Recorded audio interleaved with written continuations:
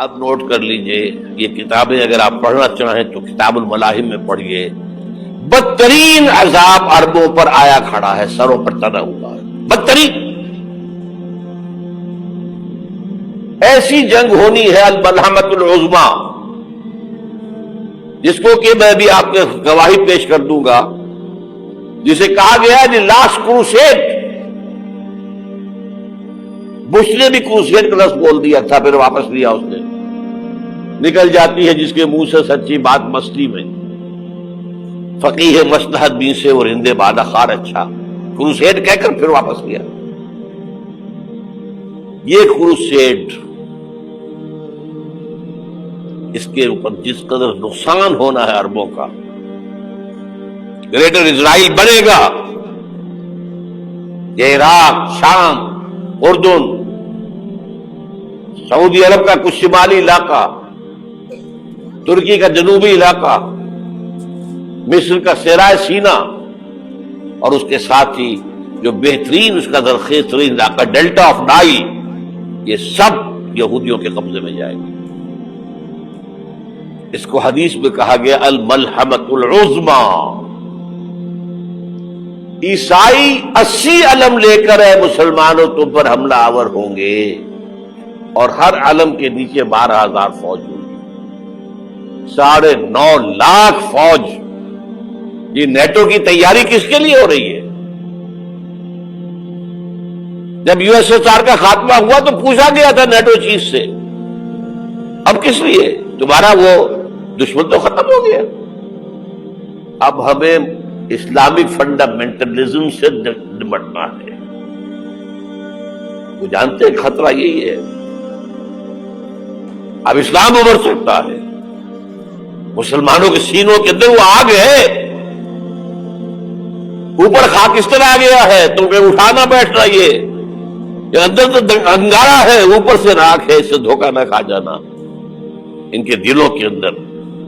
اور بش نے کہا تھا مسلمان چاہتے ہیں کہ ہسپانیہ سے لے کر انڈونیشیا تک نظام خلافت قائم کریں، اور میں حیران ہوا تھا کہ اس کمبخت کو ہسپانیہ کا خیال کیسے آ گیا؟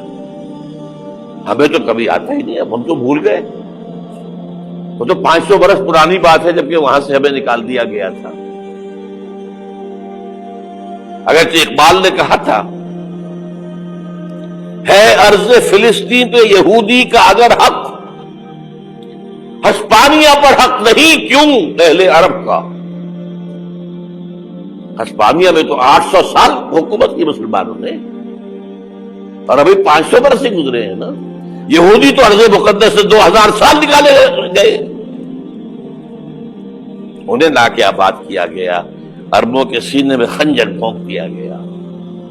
وہ چھوٹا سا ملک جو چاہتا کرتا، کوئی پوچھنے والا نہیں۔ امریکہ جیسے اپنے بیٹے کی حفاظت کرے ویسے کرتا اس کی۔ اور حضور نے فرمایا ہے وہ جنگ جب ہوگی تو ایک باپ کے اگر 100 بیٹے ہوں گے تو 99 ختم ہو جائیں گے، ایک بچے گا۔ یہ حدیث ہے، حدیث ہے صحیح۔ اور آپ نے فرمایا ویل للعرب من شر قد اقترب، عربوں کے لیے ہلاکت ہے، عربوں کے لیے بربادی ہے اس شر سے جو قریب آ چکی۔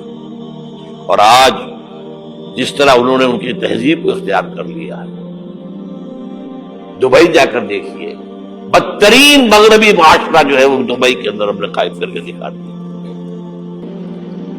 اب سعودی عرب اس راستے پر بڑھ رہا ہے۔ اور اس کے بعد نمبر 2 پر جو ہے ہم پاکستانی ہیں، لیکن میں اس کے وہ پہلی بات جو کہہ رہا ہوں وہ تو یقینی ہے، اس میں تو احادیث صحیحہ موجود ہے۔ اگرچہ اس کے بعد پانسا پلٹے گا، پھر حضرت مہدی کا ظہور ہوگا، حضرت عیسیٰ کا نزول ہوگا، اور وہ گریٹر اسرائیل گریٹر گریو یارڈ بنے گا یہودیوں کا، ایک ایک یہودی قتل ہوگا اور دفن ہوگا۔ یہ بات میں ہونا ہے، میں پہلی بات فرض کر رہا ہوں۔ وہ پانسا پلٹے گا جب پلٹے گا، ابھی جو سامنے ہے وہ کیا ہے؟ جس ملحمۃ العظمی کہا حضور نے، جسے آرمیگیڈون کہتے ہیں عیسائی،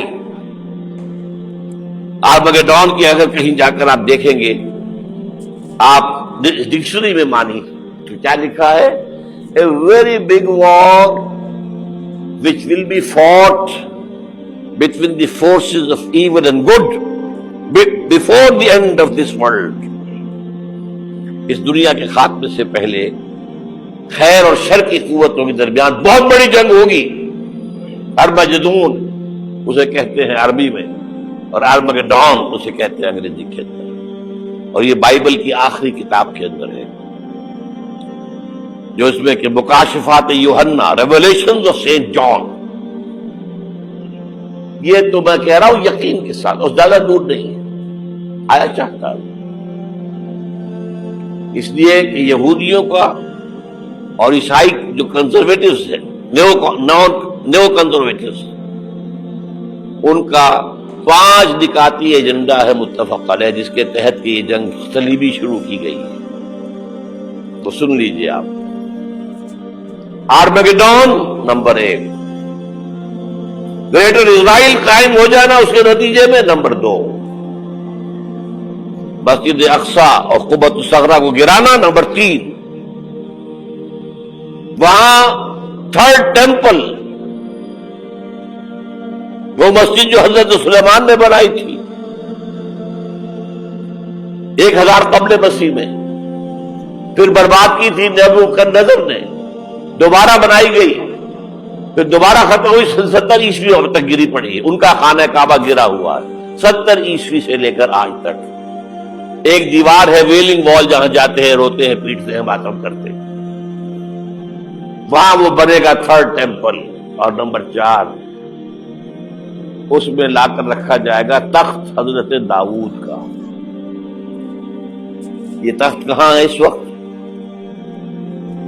ये लंदन शरीफ के अंदर जो उनकी पार्लियामेंट का जो चर्च है,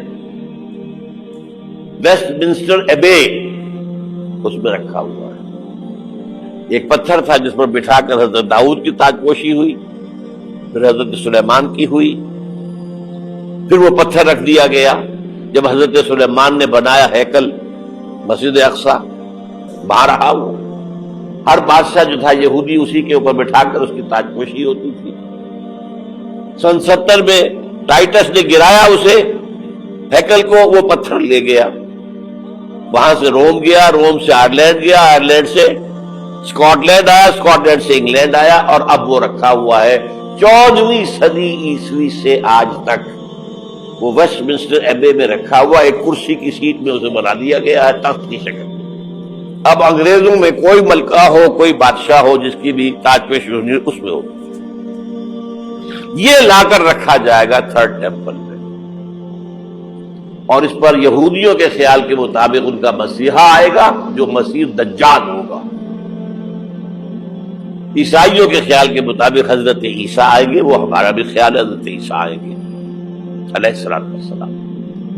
बारह ये तो बात की बातें है ना, इस वक्त जो मैं अर्ज कर रहा हूं, अरबों पर बहुत बड़ा अज़ाब, और पाकिस्तान का मामला अलबत्ता ये है, मैं यकीन से नहीं कह सकता। हैंगिंग इन द बैलेंस, हो सकता है अल्लाह ताला हम पर रहम फरमाए, हो सकता है, अगरचे उसकी कुछ शराइत होंगी। चमन के मालिक अगर बना ले मुआफिक अपना शार, अब भी चमन में आ सकती है पलट कर चमन से रूठी बहार, अब भी हो सकती है। और यह भी हो सकता है कि अल्लाह ताला ने मुअज्जिज़ाना तौर पर हमें मुल्क दिया, हमने अल्लाह से बदअहदी की, वादा खिलाफी की, गद्दारी की, लिहाजा सौदा दी जाए और हमसे ये मुल्क छीन लिया जाए। It's just possible. दूर न समझे, इसे अनहोनी बात न समझे। जो घेराव हो रहा है आपके मगरिब में नेटो फोर्सेस और मशरिक में भारत फोर्सेस, भारतीय फोर्सेस गिद्धों की तरह बैठे हुए इंतजार कर रहे हैं पाकिस्तान और डिस्टेबलाइज हो जाए, यहां और बदअमनी हो जाए। अब लाहौर में फिर आज धमाके हो गए हैं। 2 दिन पहले का धमाका मैं सह के आया हुआ हूं, आपके सामने बैठा हूं। वो जाने बची नहीं, जो हमारी अकेडमी का हश्र हुआ वो तो मैं आपको नहीं बता सकता।